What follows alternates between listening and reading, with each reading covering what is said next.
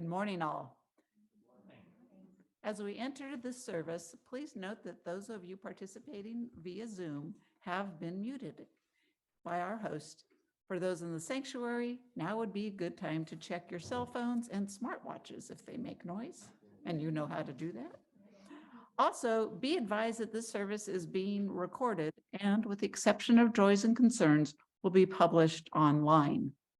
Finally, if you wish, take a moment to arrange your chalice at home.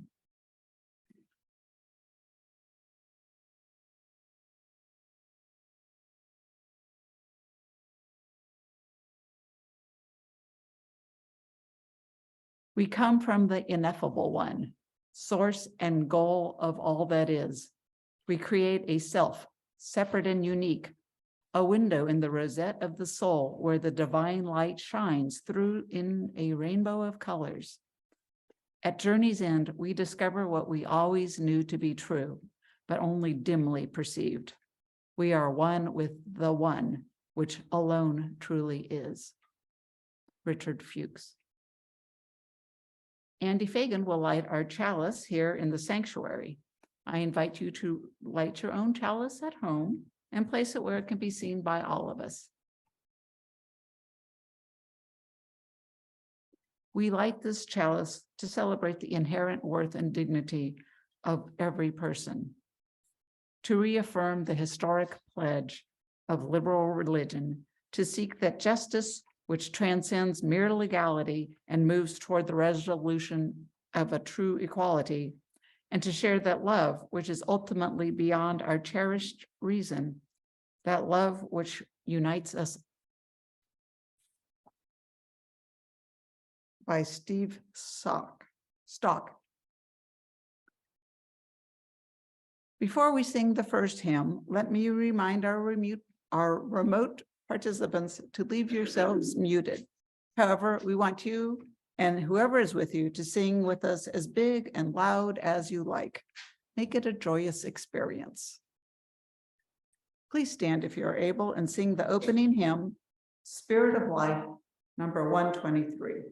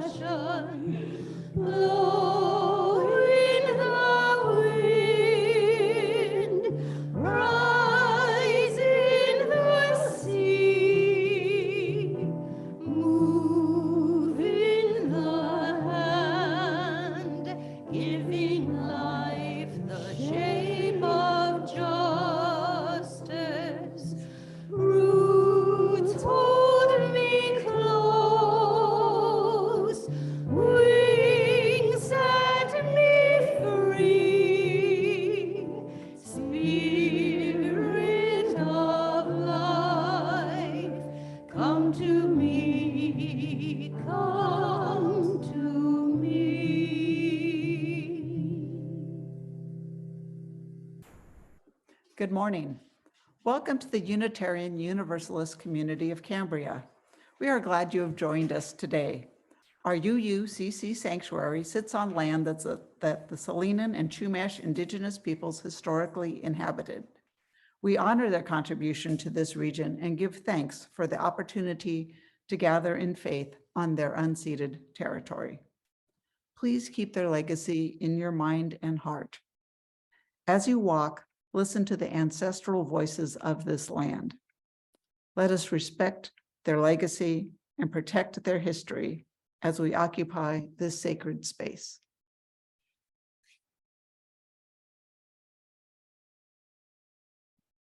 As Unitarian Universalists, we celebrate religious diversity and welcome all who journey in search of faith and spirituality. The UUCC is a lay-led congregation run by the democratic process. We invite speakers from different religious traditions and spiritual or scientific backgrounds to speak at our pulpit.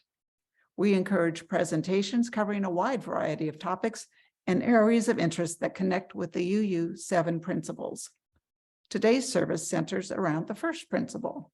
We affirm and promote the inherent worth and dignity of every person. Reverence and respect for human nature is at the core of Unitarian Universalism.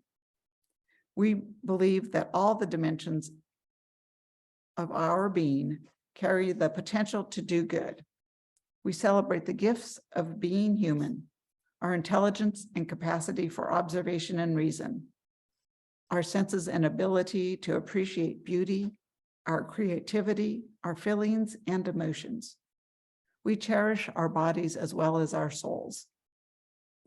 We can use our gifts to offer love, to work for justice, to heal injury, to create pleasure for ourselves and others. My name is Nancy Tolan, and I am your worship associate for this morning's service. I would like to extend a special welcome to anyone joining us for the first time. We're glad you have joined us this morning. If you are not on our mailing list, please visit the UUCC website at www.uuccambria.org so that we can keep you informed about all of our activities. And please check out What's Happening, a weekly e-blast sent to all members and friends. This is a great way to keep up to date with our latest news. If you wish to see this or any of the past Zoom services, the recordings can be found at the UUCC website and at Facebook. The membership committee invites non-members to consider joining the UUCC. Please contact Diane DeMarco or a person on the board if you're interested. Thank you. So again, good morning and welcome to everyone.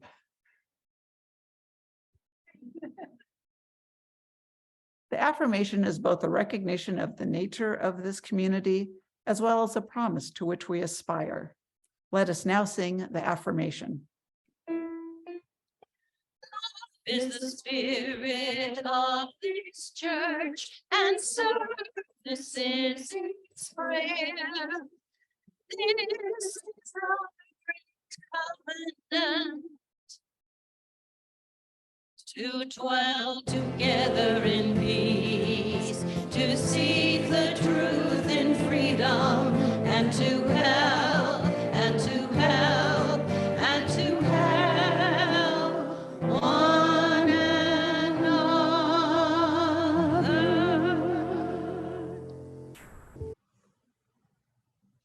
We set aside this time for any announcements that would be of interest to our UU community. Please keep your items short and to the point. If something needs more explanation, call or email the person after the service. If you'd like to make an announcement, please raise your hand. When Randy or I call your name, stand or unmute yourself, then speak. Kat? This coming Saturday, auxiliary, whoever wants to, in the parking lot of the Veterans Hall in order to pack up the Toys for Tots. So this job can either take an hour and a half or it can take all day, depending on how many people show up. So if anybody can make it, just your person that we need. Thank you. And what time does that start? 10 o'clock Saturday. Veterans Hall. Veterans Hall parking lot. Dolores. Operations Committee meeting this Thursday, 6 o'clock p.m. You got that? Okay. Operations Committee meeting. Mary Ann. As you know, we're having a special Christmas Eve service this year, and we will be bringing goodies and beverages afterwards, and I would appreciate some help with setup and cleanup if anybody's available. Thank you. Judy. My lemon tree is giving birth constantly. So there's a bag back here in the bag. You need lemons. Thank you. Thank you, Judy. Wayne. Next Sunday afternoon, 2 o'clock, the Cambria Community Chorale will be having its first two concerts for the holiday season at the Community Presbyterian Church, 2 o'clock. Next Sunday at 2? Yeah. All righty. Triva, So, if you want to see why I am absolutely in love with where I work, and you want to see how amazing my kids are, a week from next Thursday, so on the 15th, my seniors are hosting the first poetry cafe event night at CCNTH since before COVID, from 6 to 8 down in Tacoma. If you're interested, let me know. I'll announce it again next weekend. It's very excited. sounds great. Rebecca, I would just like to invite anyone, if you're going to hospitality tomorrow, that at 3 o'clock, the handbells will be playing in front of the Chamber of Commerce building, and we'd love to have an audience. Nice. thank you. And 3 o'clock. Okay, because I missed you last year. I have a quick announcement. I'll be brief. Please check the newsletter. We're going to have a hymn sing. If you are in the mood for singing seasonal music, the week between when Hanukkah begins and Christmas Day happens, December 21st, here 4 to 6. And there are details in the newsletter. Thank you. forgetting to put an announcement that the Moving Towards Racial Justice group will be meeting the second Wednesday of January, and we're starting a new book. It's called Reinventing Latinos, and it's by Laura E. Gomez. And Randy, do you have anyone? Okay, hi. I think we're going to set a record for announcements today. I have 3. First of all, could you advance the slide? 4 Shillings Short. I think many of you might know them. They'll be performing here. Actually, they're going to be speaking on January 1st here in the sanctuary for our service. And then the following Tuesday, they'll be giving a concert right here in the sanctuary at 7 o'clock. It's a free will offering. And just tell all your family and friends to come on by and enjoy some fantastic music by these 2 world-renowned artists. Okay, so that's my first announcement, and you'll be hearing about that much more. And then on December 11th, the Atascadero Community Band, conducted by me, will be performing some glorious music at the Pavilion on the Lake in Atascadero. So please, if you can come over, come and enjoy some music, holiday music with the band itself. We have a lot of fun stuff going on. And then the last announcement I want to make, this, you can move the slide.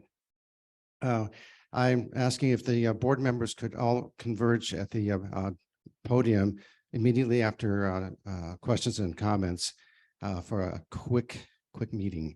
So the board members at the podium after the service. Thank you. Okay, let's move on to Lou. Please lower your hand and give your announcement. Good morning. Men's group meets tomorrow at 10, I believe at the sanctuary. I hadn't seen a message from Andy, but I presume that's what we're doing. It'll be Zoom. Okay, that's it from here. Thank you, everyone. Next week, Randy Schwalbe will host a congregational circle entitled Our Amazing Animal Friends.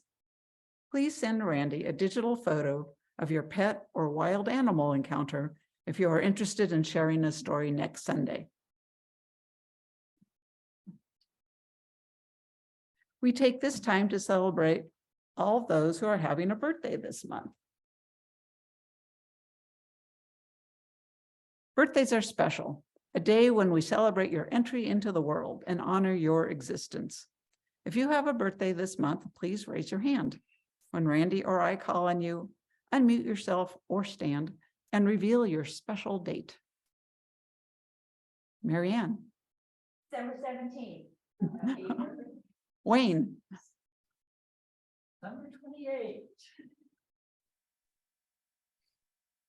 Hey, Randy, anybody?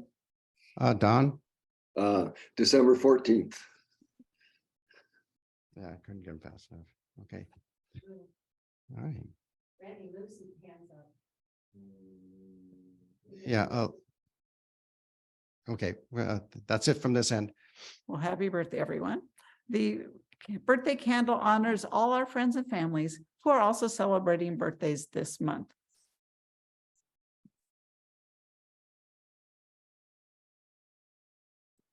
Sharing together some of our personal and significant joys and concerns brings us closer as a faith community.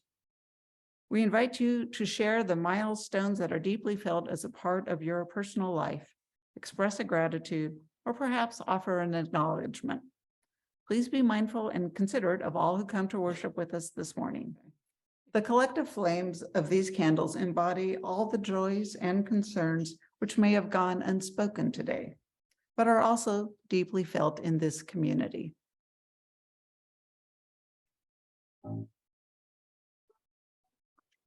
Your words of joy and sorrow lead us to unity and peace.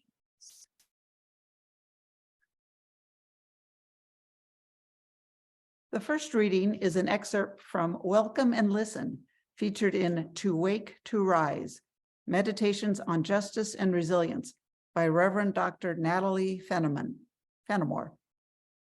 We must listen to our stories.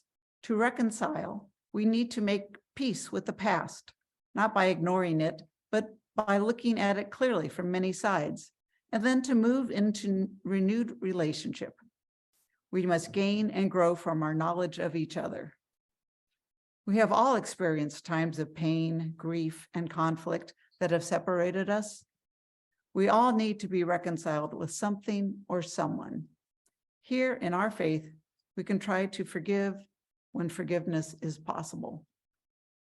Our ears open to each other's voices, our eyes ready to see each other clearly, our hearts enlarged to hold each other's pain and joy, our arms entwined in embrace as we journey. Don't give up. Don't stop listening to one another.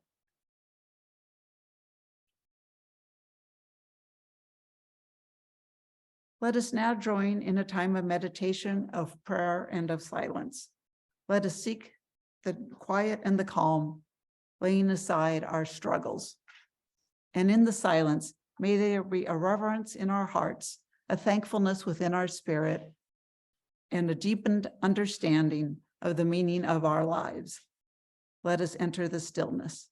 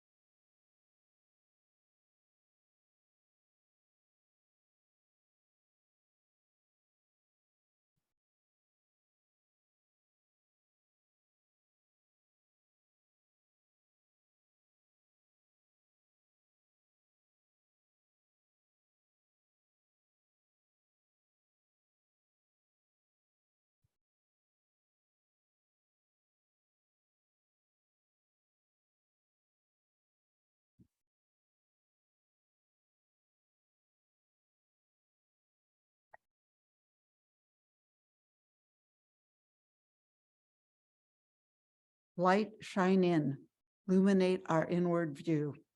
Let us help us to see with clarity. Shine bright and true, so we may join our songs in new sounds that become full symphony. The second reading is by the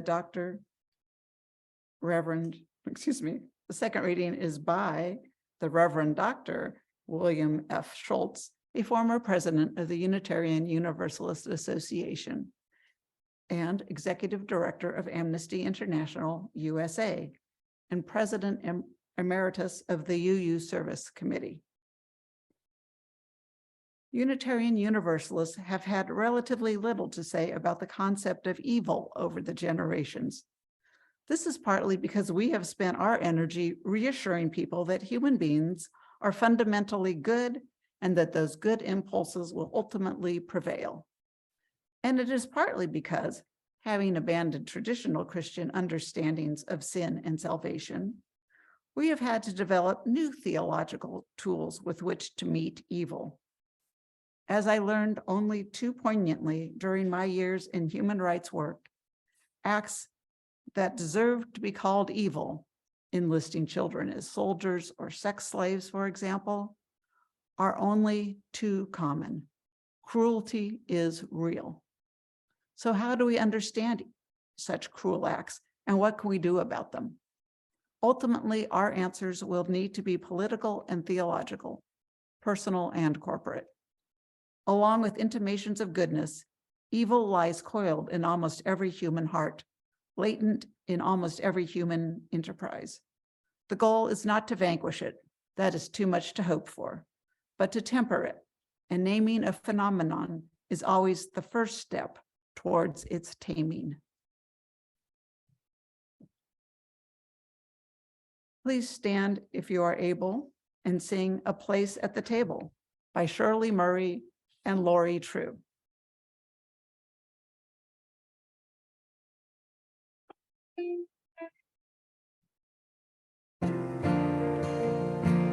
For everyone born, a place at the table. For everyone born, clean water and bread. A shelter, a space, a safe place for growing. For everyone born, a star overhead. For young and for old, a place at the table. A voice to be heard and part in the song. The hands of a child in hands that are wrinkled. For young and for old, the right to belong. And God will delight when we are creators of justice and joy. Yes, God will delight when we are creators of justice and joy. For just and unjust, a place at the table. Abuser abused with need to forgive. In anger, in hurt, a mindset of mercy. For just and unjust, a new way to live. For everyone born, a place at the table. To live without fear and simply to be. To work, to speak out, to witness and worship. For everyone born, the right to be free. And God will delight when we are creators of justice and joy. Yes, God will delight when we are creators of justice and joy. Justice and joy.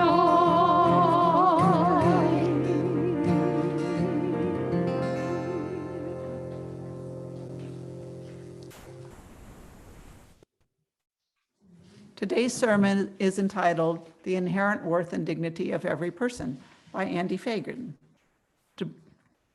Andy Feigin has been a UU most of his life, but only discovered that fact in 2008 when he began attending services at the Unitarian Universalist Fellowship of Huntington in New York. In 2011, he attended his first service at this UU community of Cambria and became a member of the congregation shortly thereafter. Andy currently serves as Vice President of the UUCC Board of Trustees, as the Chair of Religious Education Committee, and as a member of the Worship Committee. Andy?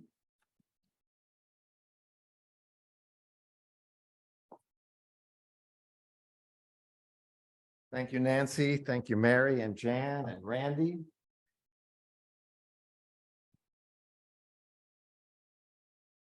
I'd like to start with a responsive reading. And I'm going to take our time. I'll let us take our time, pausing after each response in order to allow us to have a moment to consider what we've just said. I am glad I came into this world able to think and reason.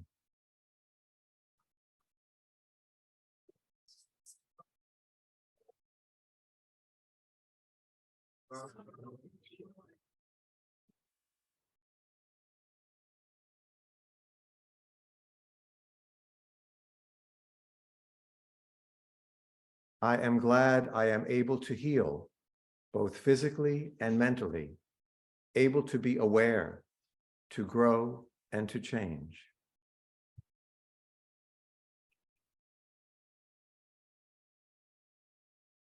I am glad I am able to respond, beauty and truth, able to turn me out, faith.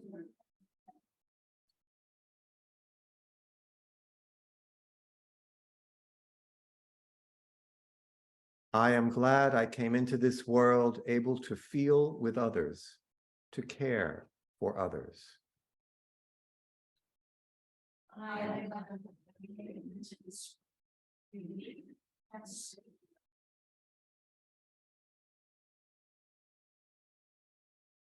I am glad I came into this world as an unfinished creature moving towards completion.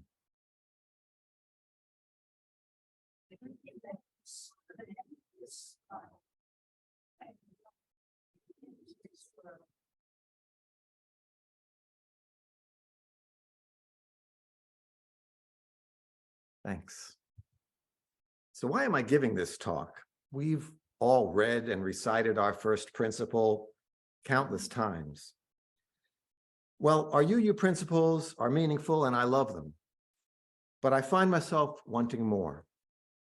There must be more to Unitarian Universalism than just 7 principles. And in my search for deeper meaning and more complexity, if you will, I have found some of what that might look like. Of course, there's always books. I've bought and borrowed my share. If I borrowed one from one of you and haven't returned it, please remind me after the service. And there are the occasional talks we've had here on this podium that dig deeper. In seeking even more, I have found the Wellspring program. As Nancy read in my bio, Andy, me, has been a UU most of his life, but only discovered that fact in 2008. At practice yesterday, Jan pointed out that she says the same thing about herself. And apparently it's a common feeling amongst those of us who have discovered Unitarian Universalism midlife. My UU soul led me to this chosen faith. And this chosen faith has led me to UU Wellspring, which promises spiritual deepening for the UU soul. Their website states, UU Wellspring is a series of 10-month spiritual deepening courses for Unitarian Universalists. Group members experience deep listening and spiritual reflection in small groups, inspiring personal and community transformation. A sense of personal purpose and meaning arises from UU Wellspring's unique combination of spiritual practices, spiritual companionship, readings, and heart-opening sessions. A sustaining joy emerges while deepening commitment to making change in ourselves and our world. End quote. One of the first Wellspring assignments is to find a spiritual director. or spiritual guide. This is not a requirement, but a strong suggestion in order to assure that participants get the most out of the program. The UUSDN website asks, why explore spiritual direction? Perhaps you notice an awakening of the spirit and want to explore this mystery. Perhaps prayer and meditation have been enduring practices and a deepening is desired. Perhaps you face a growing edge. Perhaps you have questions about life's purpose, end quote. I went onto the website and read the bios of a number of UUA-approved spiritual directors, made appointments to interview with several of them, and then chose one. Her name is Mary. She's a retired minister, and I've been meeting with her once a month for over 2 years by Zoom. Between the material I encounter in the Wellspring program, the sermons we hear here at UUCC, and just about everything else that touches me deeply during the course of my life, there's always plenty to talk about. And Mary helps me to sort through the crazy smorgasbord of my feelings, thoughts, and questions in an effort to make sense of it. A second assignment is to find and start doing a spiritual practice with this book as a guide. We are encouraged to choose a practice and do it every day, such as meditation, yoga, walking in the woods, journaling. We discuss our spiritual practices and how they are helping us on our personal journeys. So what does all of this have to do with the first principle? Well, I am in my 3rd year of Wellspring, which is titled Deep Questions. The curriculum provides a deeper exploration of the 7 principles, and lo and behold, we started with the first. I've always thought that in embracing the first principle, I was affirming and promoting the inherent worth and dignity of others. But we began with a focus on the inherent worth and dignity of ourselves. Do I affirm and promote my own worth, my own dignity? And for many of us, especially those less empowered in our society, this is such a very important question. UUism is devoted to lifting those who, for so many reasons, struggle with their own sense of worth and who struggle to feel dignity. We welcome those who are oppressed, less fortunate, less empowered, less privileged, and we covenant to affirm and promote their worth and dignity.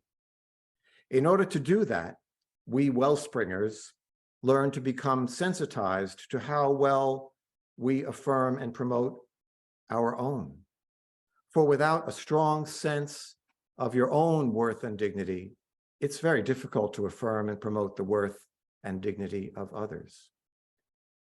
So we were presented with some soul-searching questions. There are a lot of them, and perhaps someday we'll address them in a congregational circle. But for now, here they are. When did you first recognize this principle in your life? How is this principle present in your daily life? How does this principle impact how you are in community with others? Was this a value taught in your family of origin or your religion? Under what circumstances did it unfold? How did this principle cause you to question previously held beliefs or the opinions of others in your life? How did or does this principle challenge you? In what situations? We also read and discussed an article by Warren R. Ross from printed in the UU World, first published in 2000, to mark the 15th anniversary of the adoption of the UUA's Statement of Principles and Purposes. The article, entitled How the UUA's Principles and Purposes Were Shaped and How They Shaped Unitarian Universalism, the article provides a thorough historical perspective on the lengthy, arduous, and often contentious process by which the principles were eventually arrived at. This perspective helps to frame how we work with the principles and deserves a talk of its own sometime in the future.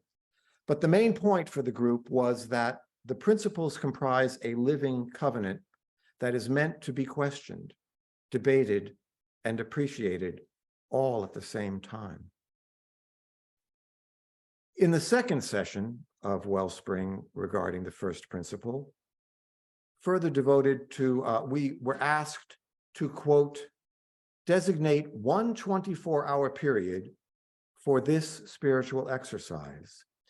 As you do your work, travel, speak to friends, family, co-workers, cook, clean, read, get ready for bed, with every change of situation, allow the following question to arise gently.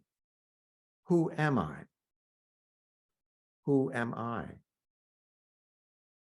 Ask the question silently and be aware of any ideas, words, feelings, or images that come forward.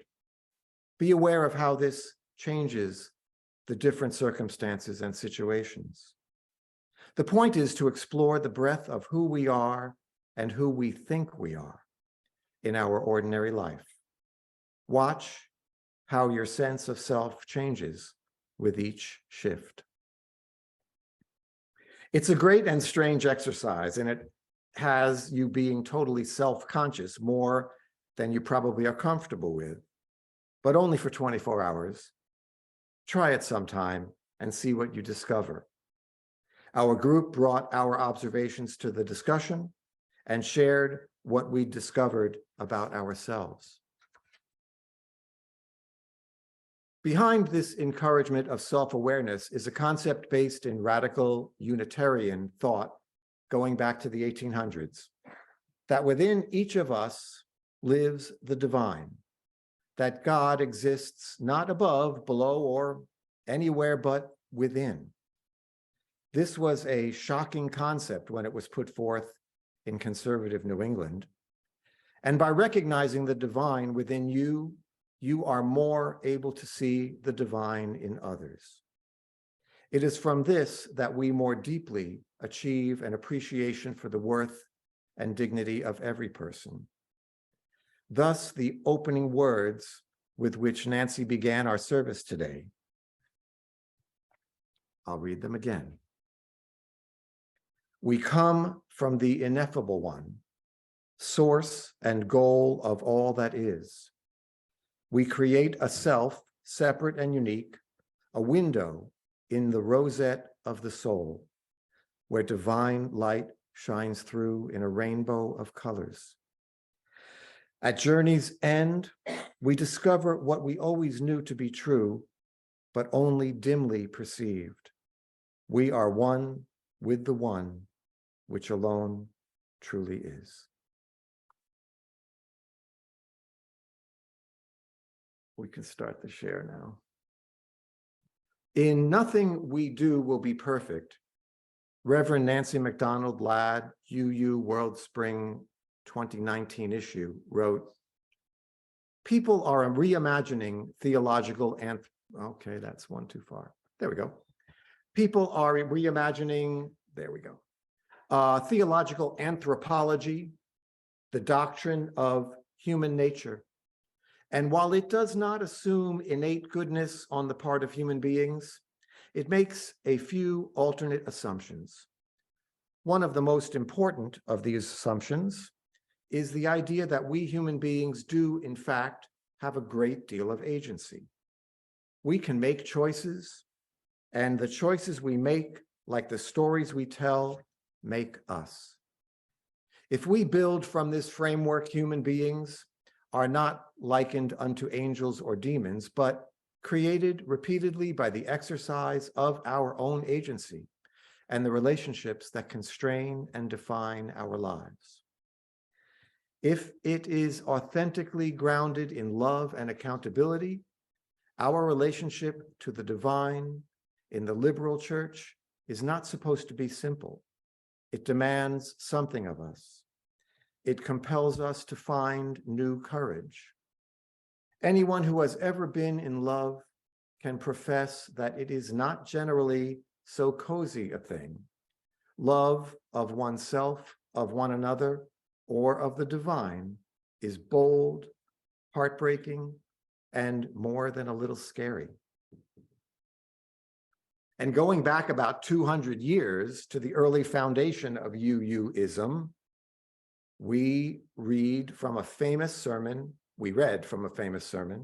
by the prominent Boston Unitarian minister, William Ellery Channing. The sermon was titled "Likeness to God," delivered in 1838. The language is dense and I'm no scholar, but I read it slowly and carefully. And what I discerned is that Channing was telling his followers that when the Bible, quote, calls us to follow or imitate God, to seek accordance with or likeness to him, end quote, what it really means is that God, the divine, exists within each of us. That is what comprises our soul, and therein lies our power. He further states, quote, the soul in all its higher actions, in original thought, in the creations of genius, in the soarings of imagination, in its love of beauty and grandeur, in its aspirations for a pure and unknown joy, in the spirit of self-sacrifice, and in the enlightened devotion, the soul, each of our souls, has a character of infinity, end quote. I like to believe the infinity Channing refers to is the mystery, the divine, the infinite possibilities of our existence. He states, true religion is to thirst for the growth and invigoration of the divine principle within us. The great work of religion is to unfold the divine likeness within us, and in so doing, embody within each of us our inherent worth and dignity. So, the fundamental discovery I've made in studying the first principle is that it is firstly about each of us, each individual, each follower, each UU. That it is about me before it can be about everyone else. That only by getting deeply in touch with my own worth and dignity, being aware of who I am, empowering the divine within, and taking responsibility for the strength that gives me, will I begin to truly affirm and promote the inherent worth and dignity of every other person. Allow me to close with a meditation by Robert R. Walsh from this wonderful guidebook, The 7 Principles in Word and Worship.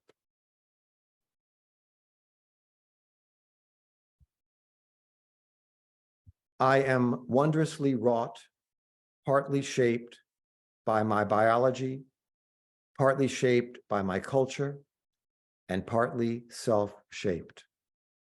I am so wonderfully fashioned that the workings of myself amaze and confuse me.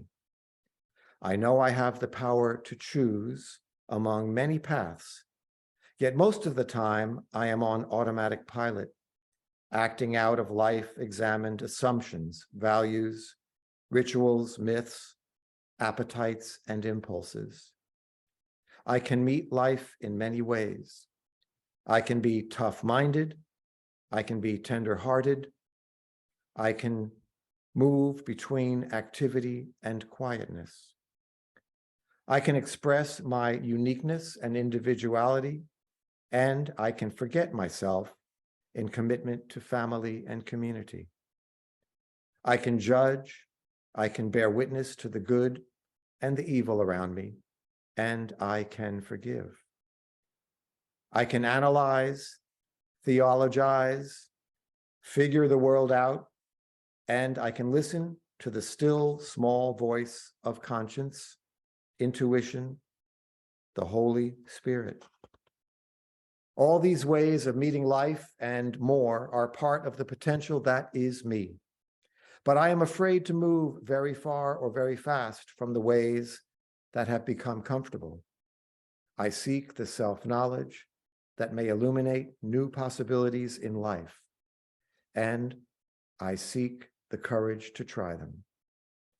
Most of all, I pray for wholeness, for a life in which my many ways of living can be connected and filled with the meaning of holy creation. Thank you.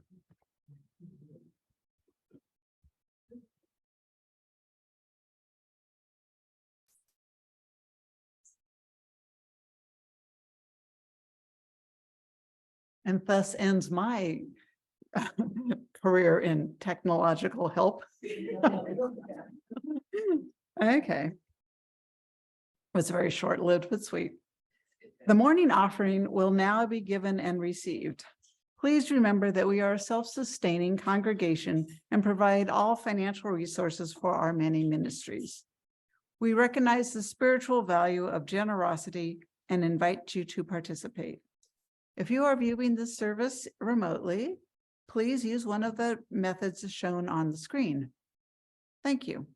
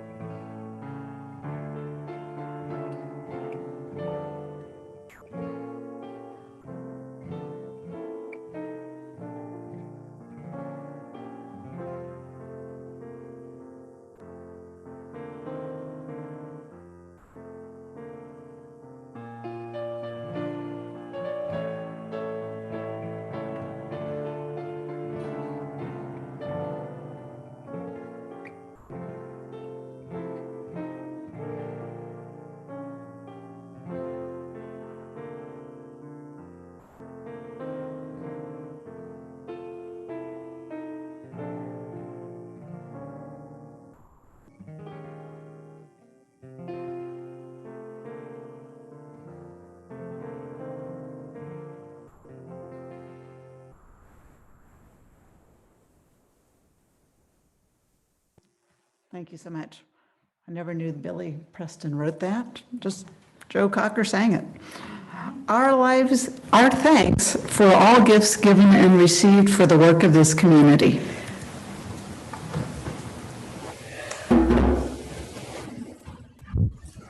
Let us now sing the doxology.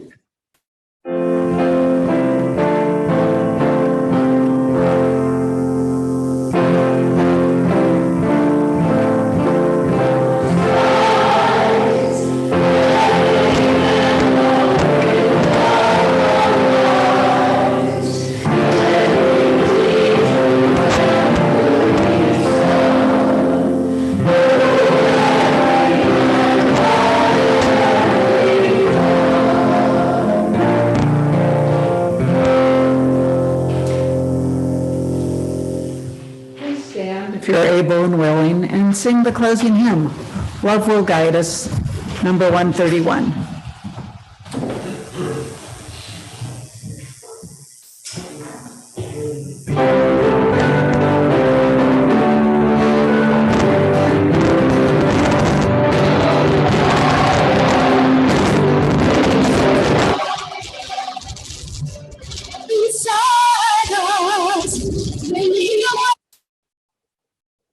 On the road from me to giving, love will guide us through the hard night.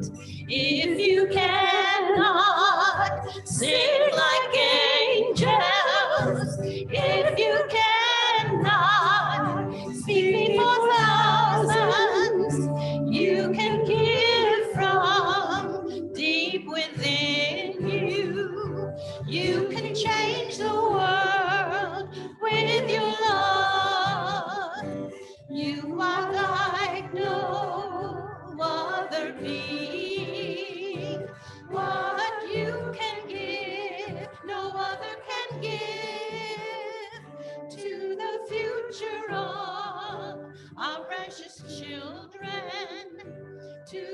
future of wherever we live. Love will guide us, peace has tried us, hope inside us will lead the way on the road from greed to giving. Love will guide us through the hard night.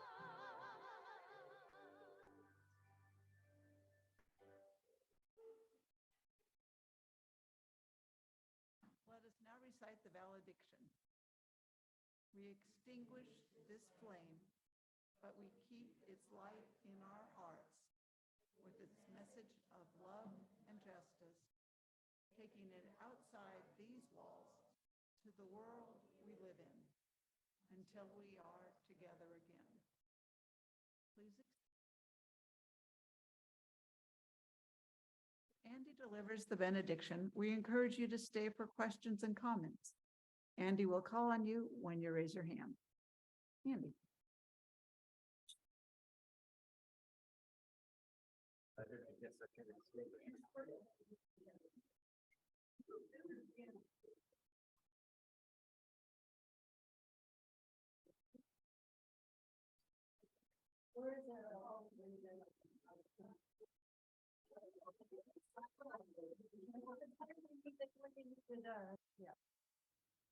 All right. Pretty picture. Not the thick. Okay, took a while. Hands. I am only one, but still I am one. I cannot do everything, but still I can do something. I'm good. Okay. And because I cannot do everything, I will not refuse to do something, the something that I can do.